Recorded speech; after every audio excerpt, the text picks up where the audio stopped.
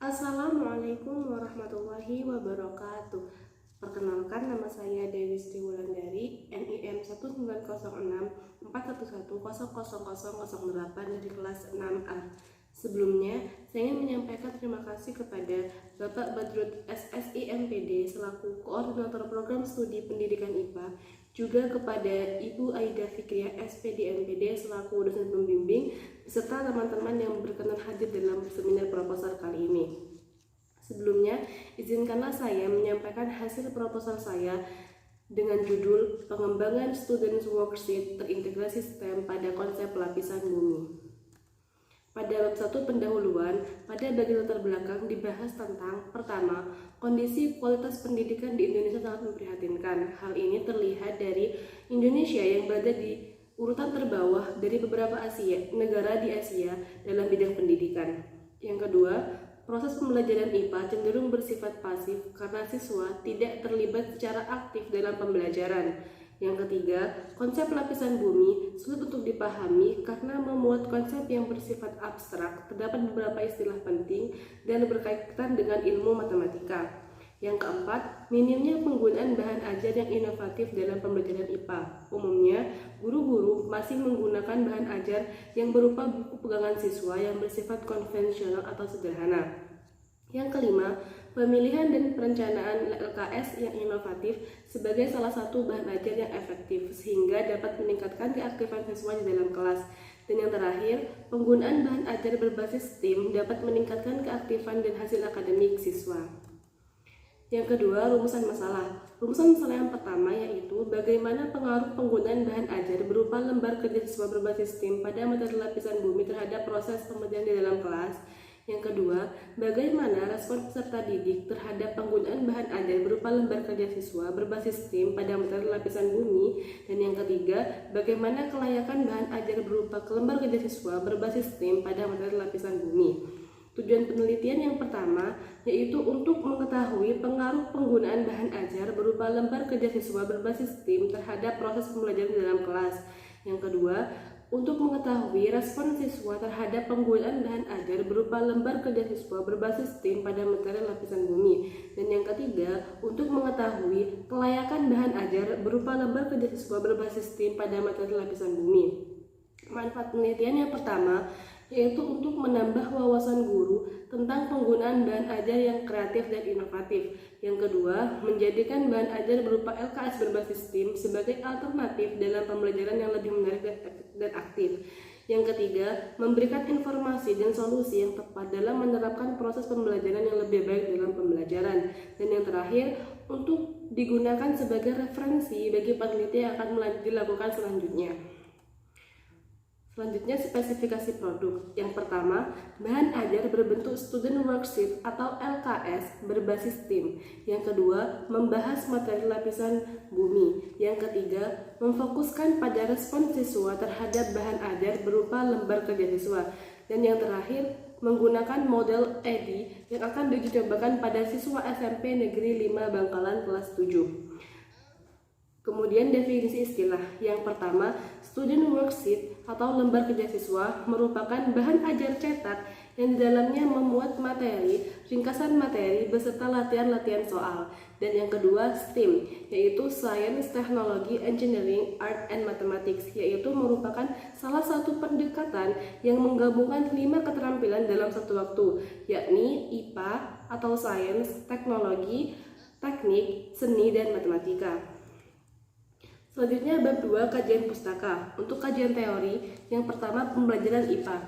Pembelajaran IPA merupakan ilmu yang memberikan kesempatan siswa untuk mengolah, menemukan, dan mencari segala hal secara individu dan mandiri tentang proses bagaimana suatu ilmu pengetahuan dihasilkan. Dikutip dari Fitriati et al. Tahun 2017. Yang kedua, bahan ajar. Bahan ajar merupakan gabungan dari beberapa materi yang dirancang dengan sistematis untuk menciptakan lingkungan belajar yang baik bagi siswa. Umumnya berisi materi pembelajaran berupa latihan soal hingga proyek tertentu.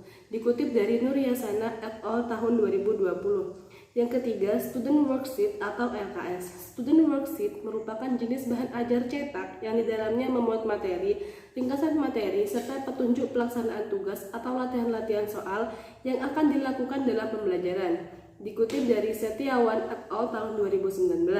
Yang keempat, STEAM. STEAM adalah suatu pendekatan pembelajaran yang dapat digunakan sebagai sarana siswa dalam mengembangkan berbagai keterampilan dalam dirinya.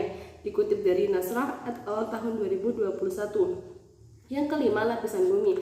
Dalam lapisan bumi akan dijelaskan 3 poin penting. Yang pertama, struktur lapisan bumi yang terdiri dari kerak bumi, selubung atau mantel bumi, hingga inti bumi. Yang kedua, bencana gempa bumi, dan yang ketiga, bencana gunung berapi.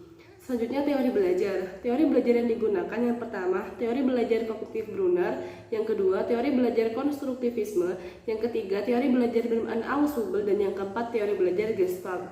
Selanjutnya, penelitian relevan. Yang pertama, Rahmatillah et al. 2017, yang kedua, Sukmagati et al. Tahun 2019, yang ketiga, Haifatur Rahmah et al. Tahun 2020, yang keempat, Tabi'in tahun 2019, dan yang terakhir, Sunyono tahun 2018. Selanjutnya, kerangka berpikir. Masalah yang diangkat yang pertama, penggunaan bahan ajar yang masih bersifat konvensional atau sederhana. Yang kedua, kurangnya variasi perangkat pembelajaran digunakan oleh guru. Dan yang ketiga, rendahnya tingkat keaktifan siswa dalam proses pembelajaran. Sehingga dimuat suatu solusi, yakni dengan mengembangkan Student Worksheet atau LKS berintegrasi pada STEAM. Dengan harapan untuk meningkatkan keterampilan dan keaktifan siswa setelah dikembangkan suatu bahan ajar berupa LKS berbasis STEAM pada materi lapisan bumi dan membantu guru dalam menerapkan variasi model pembelajaran terbaru di dalam kelas. Teori pendukung yang pertama, teori belajar kognitif Brunner yang berkaitan dengan proses perkembangan kognitif siswa dalam memperoleh dan mentransformasi informasi dari LKS. Yang kedua, teori belajar konstruktivisme yang berkaitan dengan kemampuan siswa membangun pengetahuan dan belajar melalui pembelajaran berbasis STEAM. Yang ketiga, teori belajar bermakna Ausubel berkaitan dengan pembelajaran pada siswa dalam mengolah sistem pembelajaran metode mandiri melalui aspek yang ada dalam STEAM, yaitu teknologi, teknik, dan seni dalam pembelajaran berintegrasi pada STEAM. Dan yang keempat, teori belajar Gestalt yang berkaitan dengan pembentukan pemahaman dan pengetahuan siswa melalui interaksi dengan lingkungan melalui LKS berbasis STEAM. Selanjutnya, penelitian relevan. Yang pertama, penelitian dari Rahmatillah et al. Tahun 2017, yaitu pengembangan LKPD berbasis KPS sangat efektif karena meningkatkan hasil minat belajar siswa. Yang kedua, penelitian Sukmagati et al. Tahun 2019, yaitu pengembangan LKS berbasis STEAM pada materi IPA dapat meningkatkan kemampuan berpikir kreatif dan tingkat tinggi pada siswa.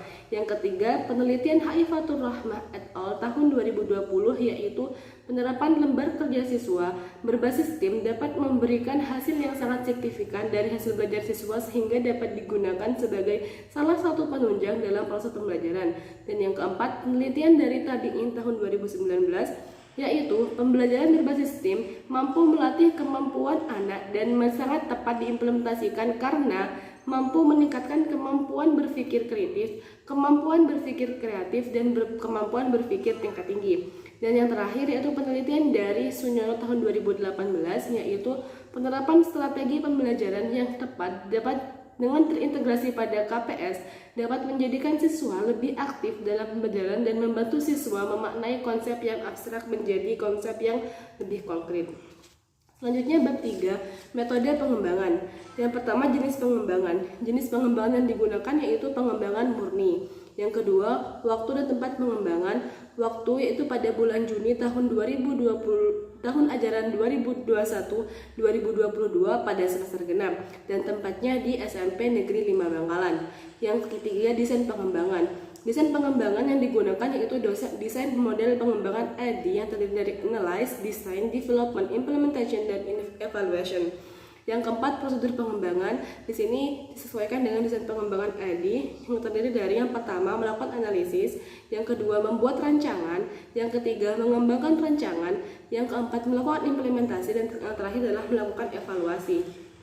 Selanjutnya, pada uji coba produk. Subjek uji cobanya yang pertama yaitu populasinya merupakan semua siswa kelas 7A di SMP Negeri 5 Bangkalan, dan sampelnya merupakan siswa kelas 7A di SMP Negeri 5 Bangkalan yang digunakan dengan teknik purposive sampling. Teknik purposive sampling sendiri merupakan teknik yang dilakukan untuk penelitian kuantitatif di mana peneliti menentukan pengambilan sampel dengan cara menetapkan ciri-ciri khusus yang sesuai dengan tujuan penelitian. Selanjutnya jenis data. Jenis data di sini yang digunakan yang pertama jenis data kualitatif yang dihasilkan dari hasil wawancara terhadap guru IPA, dan yang kedua data kuantitatif berupa data interval yang dihasilkan dari hasil angket respon dan validasi produk serta materi. Selanjutnya instrumen uji coba. Yang pertama lembar wawancara dan yang kedua lembar kuesioner, di mana lembar kuesioner terdiri dari 3 lembar, yaitu lembar validasi produk, lembar validasi materi, dan lembar angket respon siswa. Selanjutnya teknik pengumpulan uji coba. Yang pertama dengan wawancara, yang kedua angket, dan yang terakhir dengan dokumentasi. Selanjutnya teknik analisis hasil uji coba. Yang pertama uji validitas. Uji validitas di sini menggunakan rumus tingkat validitas sama dengan skor yang diperoleh dibagi skor tertinggi dikali 100%. Di sini telah ditampilkan interpretasi data validitas lembar kerja siswa. Yang kedua uji reliabilitas yang menggunakan percentage agreement atau PA, di mana PA ini merupakan persentase kesepakatan yang dibentuk antara penilai pertama dan penilai kedua. Di sini juga telah ditampilkan kriteria hasil perhitungan persentase respon berdasarkan uji reliabilitas PA. Dan yang ketiga pengolahan angket respon siswa yang digunakan dengan rumus P sama dengan N kecil per N besar dikali 100%, di mana P sendiri merupakan persentase nilai dalam bentuk persen, N kecil merupakan jumlah skor yang diperoleh, dan N besar merupakan jumlah skor maksimum. Di sini juga telah ditampilkan interpretasi respon siswa terhadap lembar kerja siswa. Baik, sekian yang dapat saya sampaikan, kurang lebihnya mohon maaf, semoga bermanfaat. Terima kasih. Wassalamualaikum warahmatullahi wabarakatuh.